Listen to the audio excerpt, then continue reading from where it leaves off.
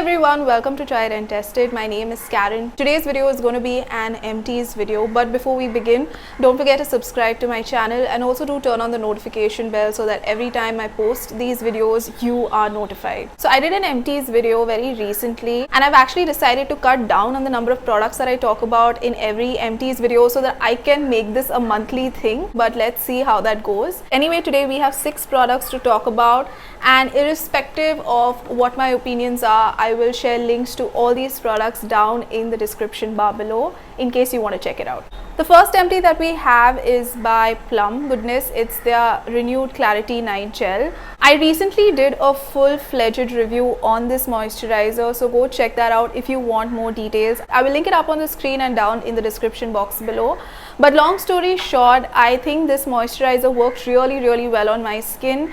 I did see a difference while using it, and it's also got a pretty good ingredient list, so I'm very sure that I will be repurchasing this night gel again. The next item that I finished off is the Lemon and Oil Shower Gel by Nivea. Every time I have used this shower gel, I've always recovered from a major illness. Like the first time I used it, I had just recovered from dengue, and the second time was when I recovered from COVID. I don't know why I felt the need to give you that information. Anyway, coming to the fragrance of this, it actually does smell like lemon, and it's a very mild scented shower gel. Another good thing about the shower gel is that it does not dry out the skin.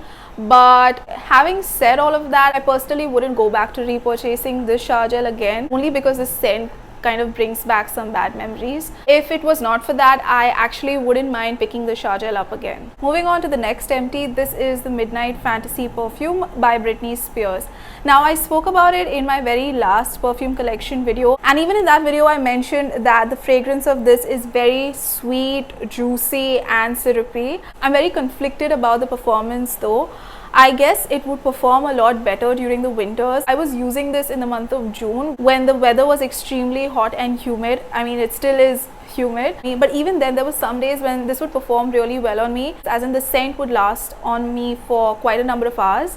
And then there were other days when the fragrance would just wear off in an hour's time. Also, I believe that this does not have much of a projection. Although I do love the fragrance of this, and I wouldn't go back to repurchasing this perfume again, only because I feel that this smells very similar to Bath & Body Works Dark Kiss, and I would rather go pick that up because that's a lot more affordable and it's easily available in India. The next is the Hydra Quench Face Lotion by Studio West. So I remember buying this last year at Westside, and I guess you only get Studio West products at Westside. I always want a cream that is lightweight and non-greasy, and on application of this moisturizer, it does come across as lightweight and it absorbs easily as well. But my skin would start to get greasy over the next couple of hours, and I would get tiny bumps on the skin towards the evening. Ultimately, I had to stop using this midway, and I would continue to use this cream to remove my eye makeup. So for obvious reasons, I wouldn't go back to repurchasing this. Alright, the next disappointing face product is the Ayush Aloe Vera Cooling Face Gel. So I fell in love with the aloe gel from Nature's Co. It was something that I had received in one of my fab bags, and once that got over, I decided to buy another aloe vera gel, and that's how I came across this.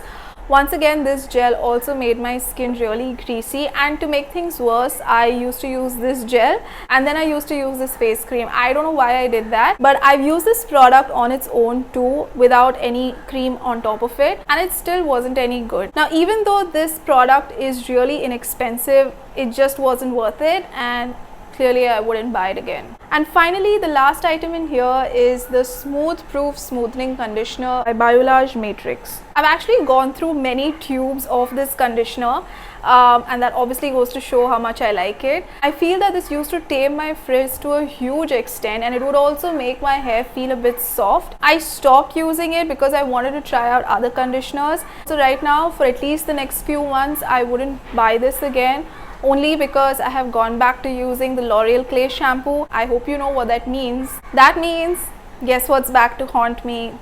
Hair fall. You know what's pissing off? I feel like every alternate year I have these illnesses that leads to tremendous amount of hair fall, and if this continues very often, then I'm going to end up being bald very soon. Anyway, we have come to the end of this MT's video.